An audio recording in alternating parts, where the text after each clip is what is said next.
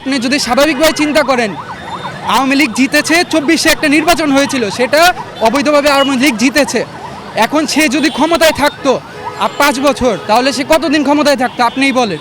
আমরা যদি সেই জুলাই বিপ্লবের হককে আদায় না করি, সেই জুলাই বিপ্লবে যারা শহীদ হয়েছে, যারা আহত হয়েছে, তাদের যথাযথ টেক কেয়ার না করি এবং এর আগেই আমরা নির্বাচনের জন্য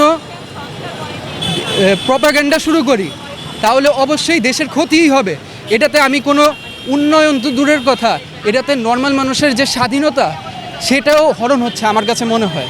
তাই আমি আজকে এখানে বসেছি এবং ইনশাল্লাহ আমরা সকল, বিএনপি তো আওয়ামী লীগের বিরোধী দল ছিল, আমরা সবাই জানি। বিএনপি সে সময় আওয়ামী লীগের বিরোধিতা করেছে, আমরা বিএনপির পক্ষে ছিলাম।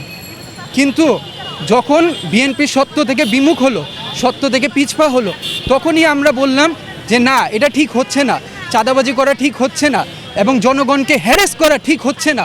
আমরা হ্যারেস হওয়ার জন্য বিএনপিকে চাই না, বিএনপিকে আমরা বন্ধু হিসাবে চাই।